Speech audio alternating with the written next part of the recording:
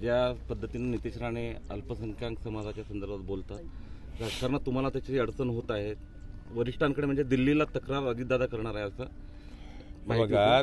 नितेश राणेंनी अर्ध्या हळकुंडासारखं पिवळं होऊ नये. पहिल्यांदा ती बैठक काय होती, त्या बैठकीत काय चर्चा झाली त्याची माहिती घ्यावी.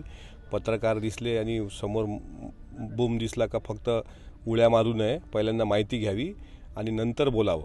आणि शेवटी अजितदादांनी जे मांडलं ते स्पष्टपणे मांडलं. काल बुलढाण्याला पण मांडलं. कुठल्याही धर्माच्या विरुद्ध कोणी आक्षेपार्ह वक्तव्य करत असेल, इतकंच काय त्यांच्या वडिलांनी पण त्यांना समज दिलेली आहे. हाजी अराफात काय मला वाटते त्यांचे ते भाजपचे, त्यांच्यासोबत पण त्यांची चर्चा झालेली आहे. म्हणजे तुम्ही कामाला लावायचे सर्वसामान्य लोकांची पोरं आणि तुम्ही मस्त AC मध्ये बसायचं, हे धंदे त्यांनी बंद करावे. आणि महाराष्ट्रात सध्या शेतकरी अडचणीत आहे. आम्ही सध्या कृषी विद्यापीठात आहोत आणि दुष्काळाचं सावट महाराष्ट्रात, ओल्या दुष्काळाचं सावट असताना शेतकऱ्यांच्याच पोरांच्या हाती तलवारी बॉम्ब देण्याच्या ज्या भाषा चालू आहेत ना, ते त्यांनी बंद कराव्या, जेणेकरून ते स्वतः अडचणीत येणार नाहीत. हा त्यांचा एक मित्र म्हणून माझा त्यांना सल्ला आहे.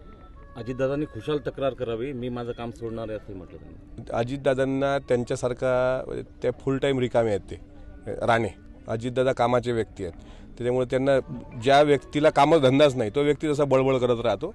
आम्ही काम करणारी लोक आहोत आणि दादा अशा लोकांकडे लक्ष देत नाही. दादांचं म्हणणं एवढंच आहे की कुठल्या धर्माच्या भावना दुखून येते, आमच्या पक्षाची भूमिका आहे. या प्रकरणात देवेंद्र फडणवीसांना प्रश्न विचारला असता, ते हिंदुत्वासाठी काम करतात, त्यांच्या बोलण्याचा बरेच वेळा विपर्यास होत असल्याचं म्हटलं. एक प्रकारे त्यांचं समर्थन केलं. माझं देवेंद्रजींना प्रश्न आहे, शेतकरी हा हिंदू आहे की नाही? हिंदुत्वासाठी काम करतात म्हणजे त्याच्या सोयाबीनला जो हमी भाव ठरवलेला आहे आज केंद्र सरकारने, तो हमी भाव खर्चाच्या दृष्टीनं कमी आहे ना. महाराष्ट्राच्या बाहेर ज्या ज्या ठिकाणी सोयाबीनला उच्चांक आहे तो भाव तुम्ही केंद्र सरकारकडून मिळवून द्या, हिंदू सुरक्षित राहील. हिंदूंच्या शेतीचे सर्वात जास्त प्रश्न आहेत. सर्वात जास्त शेतकरी आत्महत्या हिंदू समाजाच्या होतात. हे हिंदुत्व महत्त्वाचं आहे की ते हिंदुत्व महत्त्वाचं आहे? इथं असलेला सर्व शेतकरी, माझी देवेंद्रजींना विनंती आहे की हिंदुत्व अडचणीत आहे किंवा हिंदुत्वासाठी तुमचा माणूस बोलत असेल तर त्या माणसाला जरा शिवारात फिरायला लावा, गुडगावर टोंगल्यात जरा फिरायला लावा. सोयाबीन आणि कापूस उत्पादक शेतकऱ्याची काय परिस्थिती आहे हे जरा समजलं तर खरं हिंदुत्व समजेल. एक परत स्टेटमेंट आहे त्यांचं की एक दिवस पोलिसांना सुट्टी द्या, दुसऱ्या दिवसची सकाळ हिंदू पाहतो की मुसलमान पाहतो असं त्यांनी म्हटलं आहे. असं आहे की पोलीस त्यांचं काम करत असतात आणि पोलिसांना सुट्टी, पोलिसांबद्दल ती व्यक्ती वादग्रस्त वक्तव्य करत राहते. आणि कशासाठी पण हे म्हणजे पोलिसांना सुट्टी द्या आणि मग मुसलमान मारायचे, कोणी शिकवलं हो? ज्या तुकडोजी महाराजांनी हिंदू मुस्लिम एक आहे हे सांगितलं, मस्जिद में भी है खुदा मंदिरों में राम है म्हटलं, किंवा सारे जहां से अच्छा ज्या मोहम्मद इक्बालनं लिहिलं, त्या देशात राहणारी आम्ही लोक आहोत. इथं काही हिंदू मुस्लिम वादच नव्हता कधी कुठं. ठीक आहे, एखाद्या मिरवणुकीवर काही टुकार टोळके दगडफेक करत असतील त्याचं कोणी समर्थन करत नाही. पण असं आहे की हिंदूची घरं जळताना मुस्लिमांनी सुद्धा तिथं घरं विझवण्याचा प्रयत्न केला आहे. किंवा कोरोनाच्या काळात हिंदूंच्या अंत्यसंस्काराला मोहता मिलमध्ये मी मुस्लिम पाहिलेत.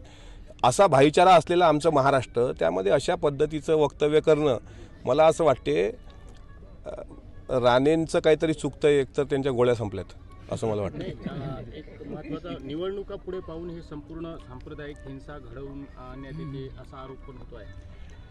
तसंच असेल ज्यावेळेस तुमच्या सगळ्या गोष्टी असं बंद होतात की आता काही जनतेत जायचंच नाही, कोण्या तोंडानं जायचं आपण, तर निदान आमचं म्हणणं एवढ्या चांगल्या योजना सरकारने आणल्या, शेतकऱ्याला वीज मोफत, शेतकऱ्याला आपण कर्जमाफी करतो आहोत, ह्या योजना राहिल्या बाजूला आणि हिंदू धोके में आहे आणि मुसलमान धोके में आहे, असं नसते चालत. त्याच्यामुळं हा देश एक संघ राहिलेला आहे. डॉक्टर बाबासाहेब आंबेडकरांनी या देशाला एक वेगळी ओळख दिलेली आहे.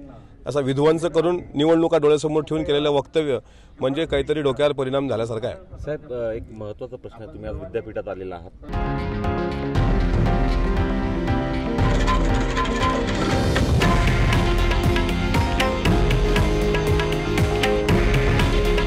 हे आहे देशातील नंबर 1 न्यूज नेटवर्क आणि आपण पाहत आहात TV9 मराठी.